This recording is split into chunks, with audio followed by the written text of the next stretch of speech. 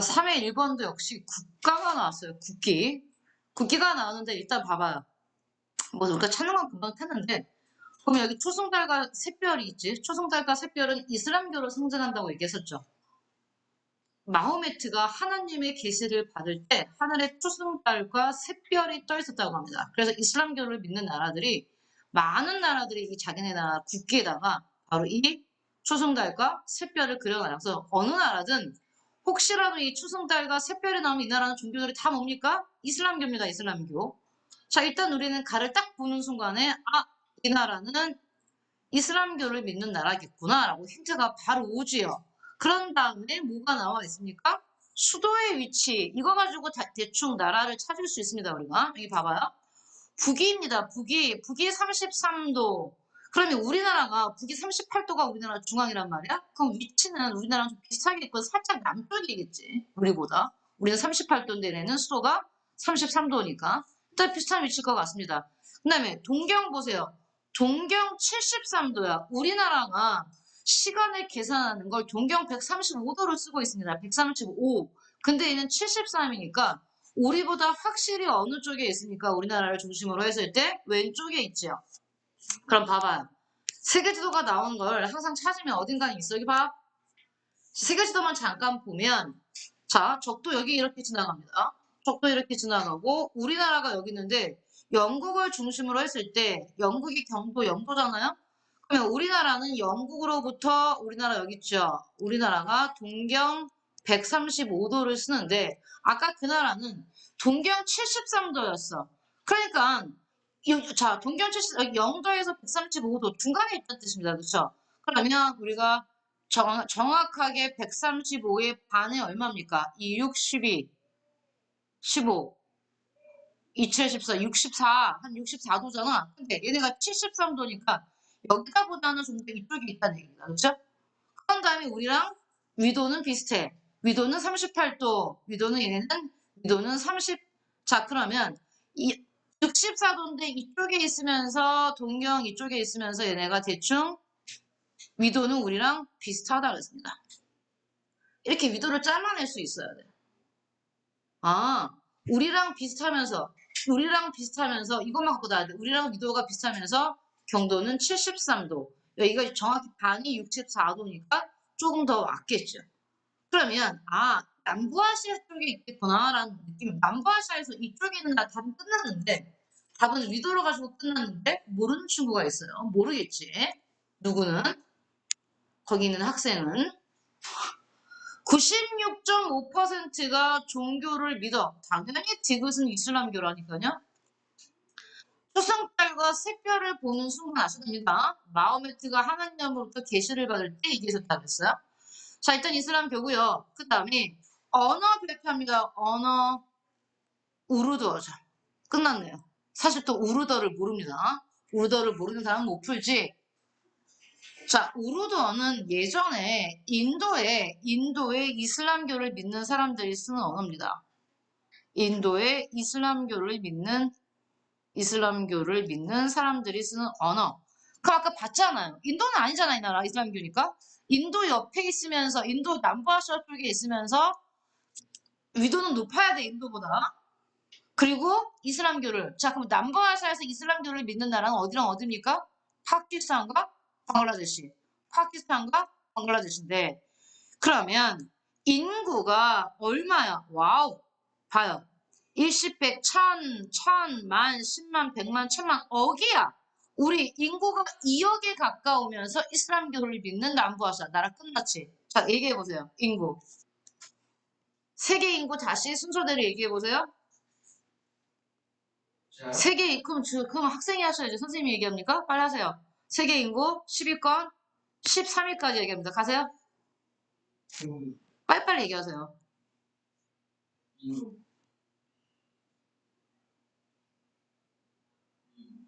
아니, 왜 그렇게 망설이죠? 중인, 미인 빨리빨리 가시면 되는데?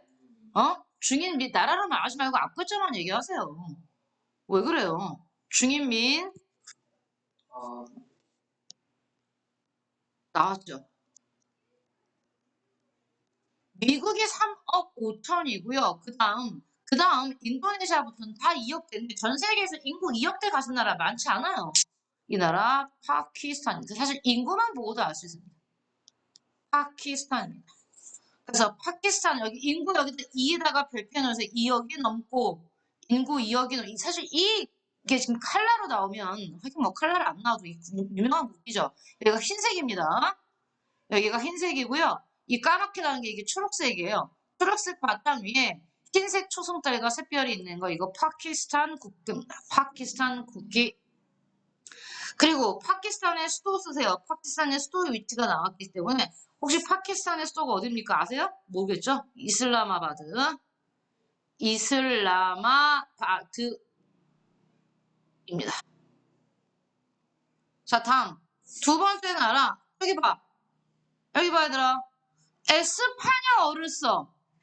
에스파냐어를 쓰는데 경도가 서경 70도야. 그럼 유럽이 아니잖아요. 유럽이 아닌데 에스파냐를 쓰는다니까. 여기 어디 남미겠지, 남미. 남미. 그 다음에 여기 봐요. 위도는 남이 33도입니다. 우리는 북이 33도쯤 되는 남이 33도예요. 그러면 남미에서 적도 아래 있으면서 서경 70도야. 자, 갑니다, 여기. 여기 보세요. 남미에서 남이 33도입니다. 남쪽에 있던 적도 아래 있다는 얘기예요. 적도 아래쯤에 있으면서 서경 70도 그랬습니다. 서경 70도. 웨스트 아까 서경 70도 맞죠? 수도가 자 서경 70도 이렇게 되면 이쪽에서 영국을 중심으로 이렇게 가야지 서경입니다, 여러분. 이렇게 가야지 서경. 이쪽으로 오른쪽으로 가면 동경, 이쪽으로 가면 서경이 되는 거죠. 미국의 LA가 서경 120도예요. 그런데 얘는 지금 서경 70.39분이기 때문에 여기까지 안 튀어나오겠죠. 여기가 120도니까. 그러면 이쯤 될 겁니다. 서경 70도쯤 돼요. 그러면 지금 수도가 33도쯤 아래 있고 이쯤에 있으면 칠레죠. 아, 이 나라 칠레. 특히 그거 말고도 알 수 있는 힌트는 사실 선생님은 경도와 위도 가지고 끝내지만 여러분이 모르면 지진대에 있대. 지진대. 그러면 남미에서 지진대는 어디입니까? 환태평양 조산되고 이게 남쪽이니까 남이 33도니까 남반구에서 환태평양 조산되면 안데스산맥이 있다는 얘기입니다. 안데스산맥. 안데스산맥에 위치하고 있다. 자, 그래서 이 나라는 일단 이 국기를 쓰고 있는 나라는 칠레입니다. 칠레의 이 색깔이요. 이거 빨간색이에요. 밑에 거. 얘네가 독립할 때 스페인으로부터 독립할 때 피크는 독립들을 상징하는 레드고요. 얘는 화이트예요. 얘는 화이트 맞고요. 보고 있어요, 화면? 어딘 게 레드인지? 그 다음에 이게 파란색입니다. 파란색 바탕 위에 흰색 별이 있는 거예요. 흰색 별. 자, 칠레 국기입니다. 칠레의 수도 남이 33도에 서경 70도 39분 여기는 산티아고죠. 칠레의 수도 산티아고. 뭐 인구 적습니다. 일단 경도와 위도를 가지고 한 방에 잡으시면 좋고요. 그게 안 되면 나머지 힌트들을 봐서 나라를 찾으셔야 됩니다. 자, 그럼 1번 문제. 기억은 됐습니다. 기억은 뭔데? 국기죠. 국기는 공간 정보가 아니라 그 나라만의 특징이기 때문에 속성 정보가 되고요. 니은은 위치잖아요. 위치가 바로 뭐가 경도와 위도를 표시하는 게 이게 바로 공간 정보가 되는 거죠. 그래서 1번 틀렸고 디귿에 해당하는 건 불교가 아니라 이슬람교라고 얘기했고요. 그 다음에 파키스탄은 칠레보다 인구 밀도가 낮다. 생각을 해보세요. 여기 봐봐요. 화면 보세요. 면적 보세요. 두 나라의 면적. 비슷하죠? 두 나라의 면적은 비슷한데 인구는 비교가 안 되지. 파키스탄은 2억이 넘어요. 당연히 인구 밀도가 높겠죠. 다음, 나의 수도, 칠레의 수도는 즉 산티아고는 그렇습니다. 여기 봐요. 화면 보세요. 어딘지 몰라도 돼. 얘는 남반구야. 남이 33도고 얘는 북이 33도입니다. 즉, 이 나라는 나나라의 수도는 남반구에 있어요. 그래서 가나라의 수도보다 1월이면 여름이죠. 여름이기 때문에 나의 수도는 여름의 낮의 길이가 길다. 당연하죠. 사실 이거는 나라 어딘지 몰라도 풀어요. 왜? 여기 봐. 위도만 갖고 풀어, 위도만 갖고. 얘가 남반구고 얘는 북반구니까 당연히 1월의 낮의 길이가 길다. 그래서 얘를 틀렸으면 문제 안 푼 겁니다. 맞았죠? 안 풀었네. 자신이 없네요. 1번부터 안 풀었어요? 자, 틀렸어요, 근데? 2번 문제 갈게요. 가는 무슨 지도예요? 네? 정토판 지도. 한장합니다. 바빌로니아 왕국의 정토판 지도입니다. 바빌로니아 나라 이름도 까먹었군요. 바빌로니아 정토판 지도. 자, 나는 뭐예요? 알 이드리시의 세계 지도죠. 자, 다는 뭐예요?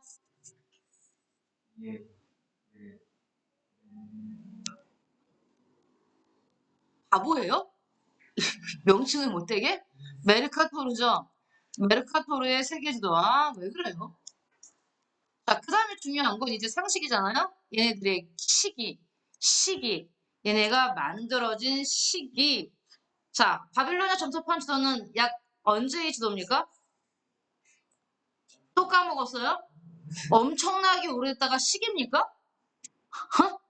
엄청나게 오래됐다가 시기예요? 기원전 600년 외우세요. 약 기원전 600년경. 알 이드리시는요? 안 쓰는 건 한 번 듣고 정확하게 기억해서 영원히 안 까먹을 거라는 얘기입니까? 그래서 나는요. 아직도 기억이 안 나. 아직도 안 외웠으니까 내일 지금이 9월이에요. AD 12세기. 알 이드리스는 AD 12세기. 메르카토르 세계지도는요. AD 16세기입니다. 이게 뭐 어려워요? 알 이드리시 외울 때 12, 메르카토르는 16. 이게 외울 거죠? 안 까먹을 거죠? 가는 다보다 제작 시기가 이르는가요? 당연히 이르죠. 다음, 가의 중심에 위치한, 자, 바빌로니아 점토판 지도의 중심에 위치한 도시 이름이 뭐예요? 바빌론이죠, 바빌론. 바빌론이 나의 A 지역 안에 포함되나요? 나의 A 지역이 어디입니까? 아프리카. 나의 A 지역이 아프리카라고요? 여기가 아프리카라고요? 알 이드리시의 세계 지도는 어디 쪽이 북쪽이고 어디 쪽이 남쪽이고 어느 쪽이 동쪽이에요? 위에가 남쪽이에요. 근데 아프리카가 여기 있어요? 아프리카가 북쪽에 있어요? 와, 이제 세계 지도를, 이제 세계 지도가, 아프리카가 여기 있는데, 알 이드리시 세계 지도는 여기가 북쪽인데, 아프리카가 북쪽에 있어요, 이렇게? 아니, 방금 A가 아프리카라면서요. 그러니까 아프리카가 지금 남쪽에, 얘네가 지금 남쪽에 있어요? 여기가 남쪽이라면서요. 그럼 이거 아프리카 아닙니까? 왜 그러지? 이렇게 부채 치마 모양으로 되어 있는 이게 아프리카 대륙이에요. 완전 환장합니다. 여기 어딥니까, 여기? 이거. 이 알 이드리시의 세계 지도의 정 가운데 있는 이곳이 어디입니까? 오늘 수업 못하겠네요. 자, A는 사우디아라비아입니다. 사우디아라비아. 이슬람교 신도였던 알 이드리시는 이슬람교의 발생지인 메카가 있는 사우디를 세상의 중심에 뒀습니다. 그래서 보시면 가의 중심에 위치한 도시는 바빌론이고 바빌론이 사우디아라비아에 포함되나요? 당연히 포함되지 않지요. 포함되지 않습니다. 그래서 병부 틀렸고요. 가다 모두 지도의 위쪽이 북쪽인가요? 아니죠. 나는 지도의 북쪽이 남쪽이라고 말했기 때문에 틀렸다고 말해야 되죠. 여기까지 모두 맞는 정답을 한 사람은 갑입니다. 그 정답은 1번 하겠습니다. 자, 지도 문제도 틀리겠군요. 자, 다음 3번 문제 가겠습니다. 오랜만에 지형 나왔어요. 여기 보시면 화면 보세요. 자, 여기 어디입니까? 여기. 여기 어디예요? 위도를 보고도 답을 못해요? 자, 여기 어디입니까? 여기. 자, 이 지도는요, 지구를 위에서 보는 지도죠? 여기가 북극점이죠? 북극점. 그래서 이 바다는 당연히 북극해입니다. 나 아직까지도 고3인데 이 지도를 볼 줄 모르는 사람이 있다는 거 되게 충격적이네요. 북극해가 있습니다. 북극해. 위에서 바라봤기 때문에. 그래서 위도 60, 자, 북위 60도 굉장히 여기는 위쪽에 북극해 주변에는 여기서 나타나는 캐나다 북부라든지 러시아 북부, 노르웨이 북부, 그 다음에 그린란드 전체 이쯤에서 나타나는 게 북극해 안에서 나타나는 게 ET, 툰드라 기후가 나타날 거고요. 그린란드는 싹 다 빙설 기후, EF 기후가 나타날 겁니다. 그럼 여기 점 찍혀 있는 D 같은 경우는 북극해 한가운데 있잖아요. 북극해 한가운데 지금 점이 찍혀 있습니다. 그 다음에 여기 보면 C 같은 경우는 미국과 캐나다의 5대5 쪽에 있는데 예전에 지구가 빙하기였을 때 빙하가 여기까지 확장돼 있기 때문에 5대5 자체가 빙하로 있잖아요. 그러니까 C도 역시 예전에 옛 빙하가 덮여 있었던 빙하 지형이 나타날 수 있는 곳입니다. 자, D는 확실히 ET 툰드라기와 이 툰드라기후에서 나타날 수 있는 그런 지형이죠. 이렇게 보시면 D의 모양을 보면 어때요? 자갈들은 자갈들끼리 이렇게 모여 있고 그다음에 이따가 조금 더 얇은 애들은 얇은 애들끼리 이렇게 모여 있죠. 우리 이걸 뭐라고 부릅니까? 구조토라고 부르죠. 구조토. 구조토라고 부릅니다. 자, 반면에 B 같은 경우는 자, 우리 B 같은 경우는 사진이 좀 이렇게 나와 있는데 제방 모양으로 길게 나타나는 이걸 우리는 에스커라고 부르죠. 다음에 A 같은 경우는 역시 사진 갖고 알 수 있습니다. 여기 보면 경사가 급하게 바뀌고 있죠. 경사가 급경사에서 완경사로 바뀌면서 이렇게 삼각형 모양으로 이렇게 쌓여서 퇴적돼서 만들어진 이 지형을 우리는 선상지라고 말합니다. 선상지. 그 다음에 C 같은 경우는 이렇게 스폰 모양으로 이렇게 거의 우리가 예전에 사막에서 건조기요정 볼 때 바르한과 생긴 게 비슷한 이걸 우리는 드럼린이라고 말하죠. 드럼린. 일단 다 옛 빙하 지형에서 볼 수 있는 지형들입니다. 여기 나왔잖아요. 구조토, 드럼린, 선상제, 에스커 중에 하나라고 했기 때문에 우린 이 중에서 고르면 되는 겁니다. 그럼 문제 기억. A의 땅 속에는 영구 동토층이라는 건 영원히 얼어있다는 뜻인데 영구 동토층을 발견할 수 있는 건 기억이죠. 아니 디귿이죠. 디귿. A가 아니라 D. 구조토. 구조토 밑에서 나타날 수 있는 게 영구 동토층입니다. 그래서 기억은 틀렸죠. 다음 B는 그랬습니다. 에스커는 연 증발량이 연 강수량보다 많은 지역에서 잘 발달한다. 증발량이 강수량보다 많은 건 건조기후인데 에스커는 예전에 빙하 지형입니다. 빙하 지형. 그래서 역시 니은도 아니죠. 자, 다음 C의 형태를 통해 드럼린이죠. 드럼린은 이걸 통해서 우리가 알 수 있는 건 빙하의 이동 방향을 알 수 있어요. 빙하의 이동 방향. 그래서 우리가 드럼린을 그리면 이렇게 그릴 수 있거든요. 여러분도 꼭 그려 놓으시고요. 빙하가 드럼린의 모습을 보면 빙하가 이렇게 빙하 이동의 방향을 알 수 있습니다. 그래서 여러분이 위에다 그림을 그리시면 되겠죠? 여기다 화살표 하시고요. 빙하 이동. 그래서 디귿 맞고요. D가 나타나는 거, 구조토가 나타나는 기후 지역에서는 방금 툰드라 기후를 했잖아요. 자, 툰드라 기후 지역에서는 여름에 솔리플럭션, 여름에 살짝 얼음이 녹으면서 그 녹은 게 슬러 내려가는 현상, 솔리플럭션 현상이 나타난다. 정답은 디귿 리을 5번 하겠습니다. 다음 4번 문제요. 그래프는 AC 지역의 상대적인 기후를 나타낸 것이다. 그랬습니다. 그러면 우리가 일단 A 같은 경우도 굉장히 많이 나오는 지역이죠. 우리가 여러 번 봤던 지역이기 때문에 뭐 위치까지 보고 이름까지 알고 기후까지 알면 좋을 것 같습니다. 여기는 칭다오고요. 칭다오 혹은 칭다오라고 부르고요. 얘는 CW가 나타나는 대표적인 지역이죠. 자, B는 싱가포르네요. 싱가포르. 자, 싱가포르는 일단 적도 한가운데 있기 때문에 AF. 그 다음에 C도 우리가 워낙 많이 외웠던 데죠. 호주의 다윈. 자, 다윈은 남반구의 가장 대표적인 사바나 AW다 그랬습니다. 그러면 자, 그래프는 ABC를 나타냈으니까요. 일단 가는 A, 즉 칭다오가 최대값인 겁니다. 칭다오가 최대값인 것. 그럼 밑에 이렇게 봤더니 보기가 연강수량 안 되지. 연강수량은 AF가 있기 때문에 말레이시아, 싱가포르이 있기 때문에 연강수량 될 수 없죠. 그 다음에 12월에서 2월, CW는 또 윈터 드라이기 때문에 이때는 강수량이 이렇게 많을 수가 없습니다. 그러면 칭따오가 최대값인 건 아무래도 연교차겠지. 아무래도 CW 기온은 연교차가 크니까요. 그래서 나머지 1번, 2번, 5번 뺐고요. 그 다음에 나는 뭡니까? 나는 B가 최대값이죠.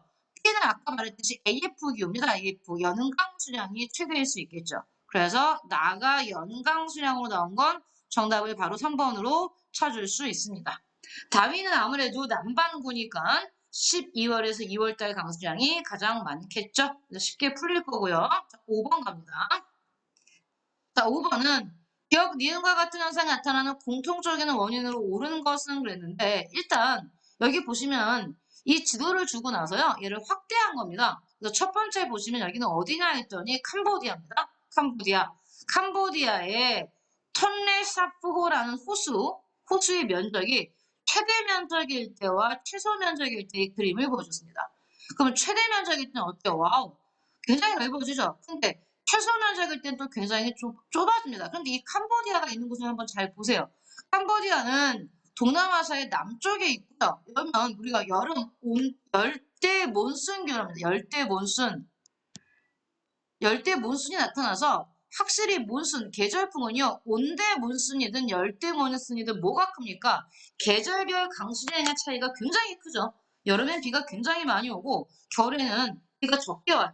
그러면 이 톤레샤포의 최대 면적과 최소 면적에 영향을 주는 건 아무래도 강수량일 겁니다. 강수량. 비가 엄청 많이 올 때는 최대 면적이 될 것이고 비가 안 오는 건기 때는 이렇게 최소 면적이 될 수 있다. 나라 보고 알 수 있고요. 자, 두 번째는 케냐와 탄자니아 국경에 나와 있습니다. 아프리카 동부가 나와 있고요. 케냐와 탄자니아가 있고 누대가 이동하는 게 나와 있어요. 우리 케냐와 탄자니아 같은 경우는 어떤 기후로 많이 묶었어요? 사바나죠. 열대 사바나. 열대 사바나이기 때문에 역시 얘도 뭐가 있습니까? 열대 사바나도 건기와 우기가 있어요. 그런데 케냐와 탄자니아 국경선이 있고 적도가 있습니다.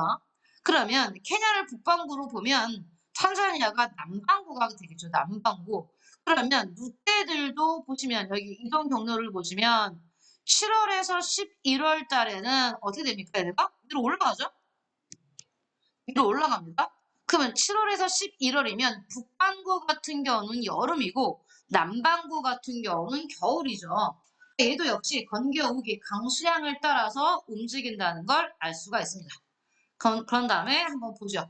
캄보디아의 톤레사프 호수는 시기별로 호수 면적의 변화가 크게 나타난다. 또한 탄자니아의 세렝게티 국립공원의 누대는 12월에서 4월에 세렝게티 국립공원이 지금 탄자니아 쪽에 있는 걸 봅니다. 새끼를 낳아 기르고 다시 5월이 되면 케냐 쪽으로 이동해서 12월경에 다시 탄자니아로 돌아온다 그랬습니다. 역시 우기와 건기에 따른 겁니다. 5월이 되면 자 여기 보시면 7월이라든지 11월 달에는 케냐가 여름이잖아요.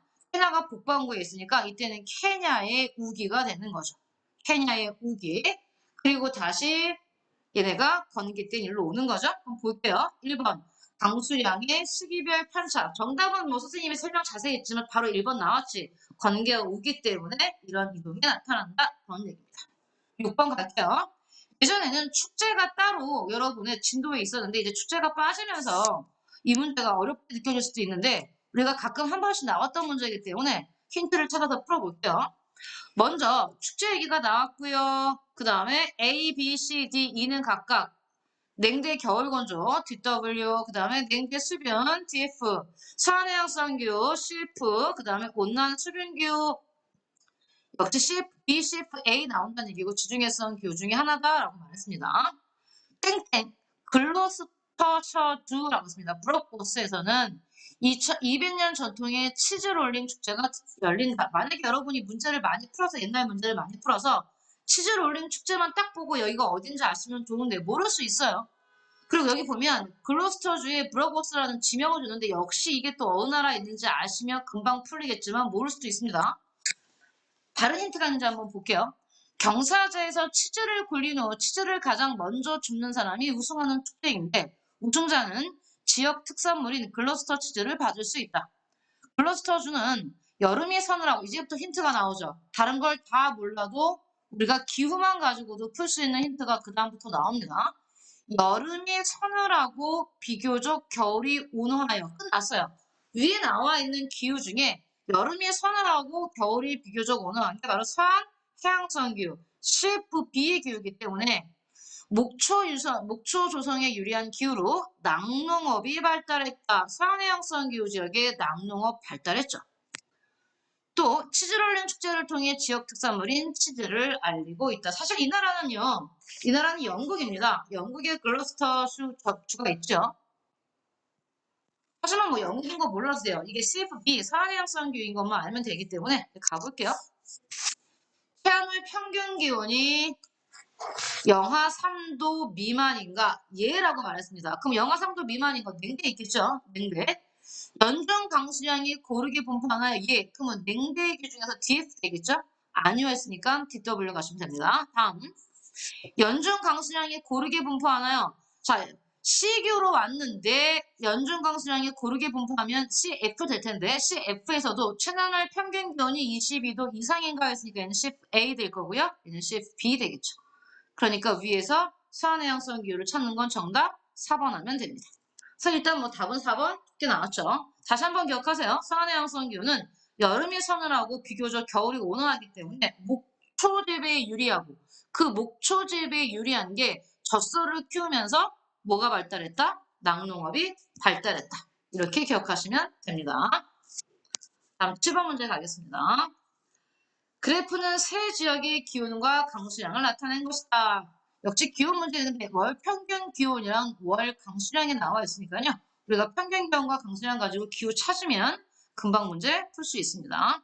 자, 일단 강수량을 봤더니 얘네가 다 7, 8, 9월에 다 강수량이 집중돼 있어요.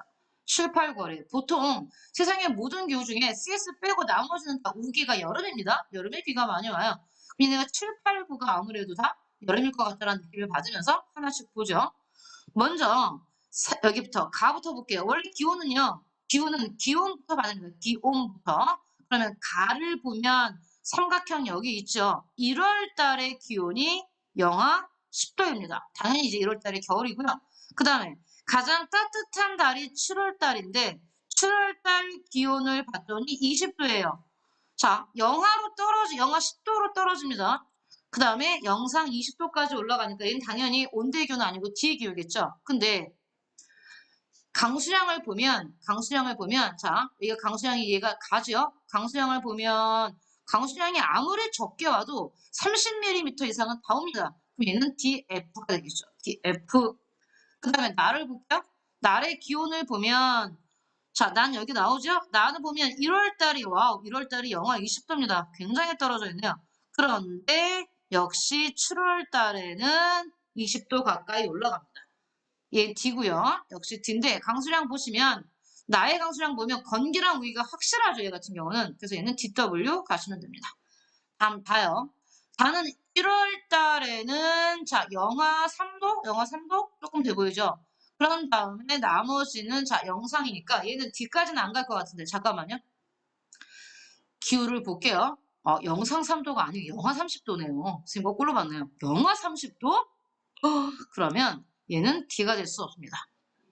일단 E입니다. 그런데 7월 달에 봤더니 기온이 영상으로 올라왔기 때문에 EF는 아니겠네. ET 되겠네. ET. 그래서 다는 툰드라 기후. 이렇게 찾으면 되겠죠. 그럼 이제 가봅시다. 가에서는 술록을 유목한다. 술록 유목은 툰드라에서 하는 거죠. 다음 무수목 기후 지역에 속하며 나는 DW인데 무수목 아니죠. 무수목은 이 기후죠. 그 다음에 다에는 자 타이가라는 불리는 침엽스림은 냉대교의 가장 대표적인 식생이니까 역시 틀렸고요. 그 다음에 나는 DW는 DF보다 기온의 연교차가 크다. 그럼요. 기온의 연교차 F보다는 W가 훨씬 더 연교차가 크죠. 이건 사실 기후 안 보고 이 기온만 보고도 풀 수 있는 문제였습니다. 정답은 4번 하시면 되겠죠? 자, 다음 8번 문제 갈게요. 8번 문제 우리가 아까 세계지도 보느라고 좀 빅트를 했는데 좀 주면서 가겠습니다. 자, 뭘 고르는 문제입니까? 산맥 중 하나를 고르는 거네요. 표시되어 있는 산맥 중 하나에 대해서 자, 산맥이 뭐가 나와 있습니까? 여기 일단 히말라야 산맥 보이고 있고요. 히말라야 산맥도 보이고 그다음에 여기 그레이트 디바이드 산맥도 보입니다. 그다음에 로키 산맥, 안데스 산맥 4개 나와 있는데 근데 고생대의 조사한 운동을 하였습니까? 아니랍니다. 그럼 일단 그레이트 디바이드 산맥은 제껴야죠. 신생대 산맥이라는 얘기죠. 다음 잉카 문명의 잉카면 안데스인데 아니오래요. 그럼 역시 얘 나갔고 얘 나갔습니다. 브레고레에 위치합니까? 아니요 그랬어요. 그럼 끝났지. 브레고레에 위치하지 않은 신생대 산맥은 히말라야입니다. 그래서 가는 히말라야 쓰시면 되겠죠. 그럼 이제 볼게요. 두 대륙 지각이 충돌하는 곳입니다. 그럼요. 히말라야 산맥은요. 대륙판과 대륙판이 밀도가 비슷한 대륙판과 대륙판이 충돌하기 때문에 어느 한쪽이 아래로 밀고 내려가지 못하잖아요. 그래서 아무래도 뭐가 지진은 많이 발생하지만 화산 폭발이 거의 없는 지역으로 우리가 외웠던 곳입니다. 그래서 쉽게 히말라야 쓰시면 되고요. 다음 문제 가겠습니다. 바다 국가의 인구 특성을 나타낸 것이다 그랬습니다. 일단 세 나라는 좋습니다. 인구 문제는 항상 나라를 주죠. 니제르, 미얀마, 핀란드 해서 이 중에서 가장 선진국인 핀란드, 그 다음에 중간쯤 되는 미얀마, 그 다음에 가장 경제가 떨어지는 아프리카의 니제르 이렇게 나왔기 때문에 우리 금방 찾을 수 있겠죠. 일단 합계 출산율이 가장 높은 거, 가장 젊은 대륙 아프리카이기 때문에 가를 니제르 잡으면 되고요. 가장 늙은 대륙 유럽이죠. 그래서 다는 핀란드 쓰면 됩니다. 중간쯤에 아시아에 미얀마가 있다. 그럼 뭐 가나다가 나왔기 때문에 인구 문제 쉽게 풀 수 있습니다. 갈게요. 아프리카 니제르는 미얀마보다 중위 연령이 낮지요. 가장 젊은 대륙 아프리카라고 말했습니다. 다음, 나는 미얀마는 핀란드보다 노령화 지수가 낮다. 아, 당연하겠지. 핀란드 유럽 국가 아닙니까? 유럽은 노령화 지수가 워낙 높잖아요. 정답은 2번 하시면 됩니다. 자, 10번 문제 갈게요. 그래프는 두 식량작물 나왔습니다. 두 식량작물 대륙별 생산량과 수출량을 나타냈고요. 가와나는 세계 3대 식량작물 중 하나이고 즉 밀, 옥수수, 쌀 중에 하나고 AB는 각각 아시아, 유럽 중에 하나 나서 모르는 게 4개밖에 안 나왔어요. 그래서 쉽게 찾을 수 있겠지. 일단 우리 가와나가 뭔지 알려면 여기 나와 있는 거 가지고 볼게요. 일단 가에서 힌트는 뭡니까? 힌트는 아메리카죠. 아메리카의 수출량이 어마어마합니다. 그 다음에 아메리카가 쌀밀 옥수수 중에 이렇게 많은 생산량을 가지고 있다는 얘기입니다. 그럼 일단 우리는 쌀밀 옥수수의 생산량을 한번 다시 쓰고 외워봅시다. 먼저 쌀 써볼게요. 쌀의 생산량, 쌀의 대륙별 생산량 여러분도 꼭 표기하시면서 보고 외우세요. 일단 쌀의 압도적인 생산량을 자랑하는 대륙은 역시 아시아겠죠. 아시아가 쌀 생산량이 가장 많은 대륙일 거고요. 그 다음이 좀 외워야 됩니다. 아프리카입니다. 쌀을 두 번째로 많이 생산하는 대륙은 아프리카예요. 그 다음에 쌀 생산량이 많은 대륙이 아메리카입니다. 이게 외울게요. 그래서 쌀은 아인데 아시아, 아프리카, 아메리카 순서로 갑니다. 아시아, 아프리카, 아메리카 순서로. 그 다음이 이제 유럽이죠. 가장 적게 쌀을 생산하는 대륙은 역시 오세아니아는 뭐 모든 게 다 적으니까 오세아니아까지는 안 쓸게요. 그 다음에 이제 옥수수 한번 써보겠습니다. 옥수수 생산량, 역시 옥수수 생산량의 대륙별 보면 역시 옥수수는 뭐 우리가 미국 하면 옥수수밖에 안 떠오르잖아요. 그래서 아메리카가 1입니다. 아메리카. 두 번째도 안 돼. 이 안은 아시아예요. 꼭 알아주세요. 옥수수는 아메리카가 1인 건 다 알겠는데 두 번째로 많이 생산하는 대륙은 아시아다. 그 다음이 네 번째가 유럽입니다. 그래서 아프리카가 여기서는요 4위예요. 그러니까 아프리카가 상대적으로 옥수수 생산량이 적은 거죠.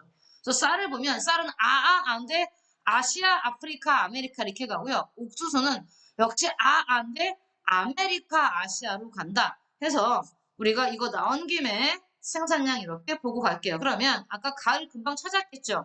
생산량이 가장 많은 게 아메리카가 1위 하는 이 작물은 옥수수입니다. 옥수수. 그 다음 아메리카 다음으로 많이 생산하는 데를 이렇게 아시아랬잖아요. 그래서 생산량을 보시면 A가 두 번째로 생산량이 많죠. 그래서 A가 아시아가 돼요. 근데 아시아가 특이한 게 생산량은 굉장히 많은데 어떻습니까? 수출량은 굉장히 적죠. 왜? 인구가 워낙 많아서 그렇습니다. 인구가 워낙 많아서. 그럼 여기다가 아시아 썼습니다. 그러면 아시아가 가장 생산량이 많은 거 역시 나는 그래서 쌀 압도적이죠. 아시아는 쌀이. 그래서 아시아 가면 됩니다. 그 다음에 아까 옥수수가 아메리카, 아시아 그 다음에 어디로 간다 그랬어요? 옥수수가 유럽 간댔잖아요. 그래서 B는 유럽이 되겠습니다. B는 유럽. 쌀을 보면 간다 그랬어요. 아시아 그 다음에 아프리카 아메리카입니다. 아시아 아프리카 아메리카 기억해주세요. 나왔기 때문에. 자, 그럼 가볼게요. 가는 주로 계절풍 아니지. 계절풍 기후지역의 충청평야에서 생산하는 건 쌀이고요. 옥수수는 쌀보다 세계 총 생산량이 많다. 그렇죠. 세계 총 생산량이 옥수수가 당연히 쌀보다 많죠. 그 정답은 2번 하시면 됩니다. 옥수수의 생산량이 쌀보다 많다. 2번 하고 넘어갈게요. 여기서 본 건 예를 한번 다시 써봤습니다. 우리가 식량작물 중에서 두 개의 대륙별 생산량을 한번 써봤다. 다음 11번 문제 보죠. 11번. 자, 대륙이 나와 있어요. 라틴 아메리카, 아시아, 아프리카가 나와 있는데 여기 보면 도시 인구가 나왔고요. 일단 우리가 찾을 수 있는 게 첫 번째 그래프에서 찾을 수 있는 게 얘죠. A. A는 다른 어떤 대륙보다 현재 2020년 현재 도시 인구가 많아요. 도시 인구가 많든 농촌 인구가 많든 내가 무조건 뭘 했습니까? 절대적인 총 인구가 많은 지역은 아시아입니다. 아시아. 그래서 A, 아시아 찾았죠. 워낙 압도적이기 때문에 다른 어떤 대륙보다도 압도적이기 때문에 얘는 금방 찾고 가요. 그럼 이제 B, C, D를 봅시다. B, C, D. 먼저 B를 보면 자 B는 어떤 특징을 갖고 있냐면요. 와우. 1950년대는 도시 인구가 세계에서 아시아보다 많았어요. 도시 인구가. 근데 굉장히 급격하게 도시 인구가 줄어들고 있죠. 그럼 1950년대 전 세계에서 가장 도시화가 많이 됐던 대륙은 유럽입니다. 유럽. 그래서 유럽은 1950년대는 세계에서 가장 도시 인구가 많았지만 현재는 가장 빨리 감소해서 총인구가 감소해서 그렇습니다. 다른 지역보다. 그래서 B는 유럽 찾으시면 됩니다. 다음 C는 별표죠. 별표. 자, 얘는 어떻습니까? 빠르게 도시 인구가 증가했어. 90년대까지는. 그런데 2000년대부터 오히려 도시 인구가 이렇게 줄어드는 모습이 보이죠. 여기 지금 안 나온 데가 뭐가 나왔습니까? 아프리카랑 라틴 아메리카가 나와 있잖아요. 그래서 C 같은 경우 90년대부터 살짝 꺾인 도시 인구가 꺾인 여기 C가 바로 라틴 아메리카가 됩니다. 자, D. 그러면 D는 4가 됐는데 얘는 어때요? 도시 인구가 계속 늘고 있죠. 전체 인구가 늘고 있다는 뜻입니다. D 같은 경우. 도시화 자체는 적지만 도시 인구는 계속 늘고 있는 D는 아프리카입니다. 아프리카의 총 인구가 늘고 있기 때문에 도시화 자체는 낮지만 도시 인구 자체는 도시 인구는 늘고 있다. 그래서 A, B, C, D 특징 지금 선생님이 설명한 것대로 여러분이 찾으셔야 됩니다. 자, 그럼 이제 쓰고 난 다음에 보죠. A는 자, A 아시아는 C 라틴 아메리카보다 대륙의 총 면적이 좁다. 무슨 소리입니까? 전 세계에서 가장 큰 대륙은 아시아예요. 아시아가 당연히 라틴 아메리카보다 넓지요. 러시아를 유럽에 집어넣어서 애매하긴 하지만 당연히 아시아가 라틴 아메리카보다 훨씬 더 큽니다. 틀렸고요. B는 유럽은 아프리카보다 1차 산업 종사자 비율 아니죠. 유럽은 선진 국가들이 많이 배포하고 있기 때문에 3, 4차 산업의 종사자 비율이 높죠. 아니고요. C는 어딥니까? 라틴 아메리카는 유럽보다 60년에서 80년에 도시 인구 증가율이 낮다. 여러분 보시면 돼요. 그대로 1960년에서 80년대까지 보시면 라틴 아메리카는 어때요? 도시 인구 증가율이 증가했지. 하지만 유럽은 계속 떨어지기만 한다니까요. 유럽은 계속 떨어지기 때문에 도시 인구 증가율이 높다가 맞죠. 다음 CD 모두 보겠습니다. CD 라틴 아메리카, 아프리카의 최상위 계층 없지요. 둘 다 세계 도시가 없다. 그래서 정답은 5번이고요. 대륙별 인구는 유라니까요. 그렇죠? 아시아, 아프리카, 유럽, 라틴 아메리카. 그래서 정답은 5번이다. 이렇게 보시면 됩니다. 자, 12번 나왔어요. 가끔 나오는 문제입니다. 미국의 주 이름을 안 외웠는데 어떻게 해요? 주 이름 안 외워도 돼요. 주 이름을 안 외워도 우리는 충분히 풀 수 있습니다. 왜냐면 미국의 주 이름을 누가 외우겠어요? 하지만 우리가 풀 수 있는 문제들이 나오니까요. 일단 여기 지도를 보세요. 지도를 보시면 C와 D는 미국의 북동부에 있지요. 이 주가 어딘지는 모르지만 미국 북동부, 미국에서 가장 역사가 오래된 곳이라고 얘기했잖아요. 5대5 주변과 이 북동부 지역이. 그래서 우린 여기를 굳이 부르자면 예전에 처음에 자 초창기 때 공업이 발달했던 러스트벨트라고 부를 수 있습니다. 러스트벨트, 제조업이 발달한 러스트벨트. 특히 C 같은 경우는 이 C 주 이름은 몰라도요. 이 주에 있는 워낙 유명한 도시 시카고는 외우셔야 됩니다. 자, 시카고나 디트로이트 같은 경우는 좀 아셔야 됩니다, 여러분. 그래서 여기는요. 여기는 미시간주죠? 미시간주. C는 미시간호가, 이 5대5 중에 미시간호가 있기 때문에 미시간주입니다. 주는 몰라서요. 그 다음에 A는, 얘는 아셔야지. 다른 주는 몰라도 이 주는 아셔야 됩니다. 캘리포니아주죠? 캘리포니아주. 그 다음에 B주도 외울게요. B주도. 워낙 잘 나오는 주니까요. 멕시코와의 국경에 있는 이 주는 텍사스주입니다. 텍사스주. D는 펜실베니아입니다. 펜실베니아. 자, 주 이름 모셔도 된다 그랬어요. 그러면 A의 캘리포니아 주나 B의 텍사스 주는 둘 다 어떻게 묶고 있으냐면 남쪽에 자 태평양 연안과 남쪽에 따뜻한 지역이기 때문에 여기를 우리는 썬벨트라고 불렀습니다. 썬벨트. 그래서 북동부의 러스트벨트는 공업이 제조업이 많이 쇠퇴했고 썬벨트 쪽으로 제조업이 아니라 첨단 산업이 발달했다 이렇게 말했죠.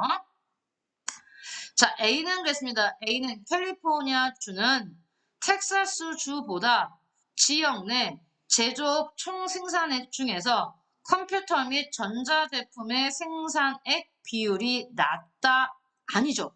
캘리포니아 주엔 뭐가 있습니까? 실리콘밸리가 있기 때문에 아무래도 지역 내 제조업 총 생산액 중에서 컴퓨터와 전자제품의 비율이 높죠.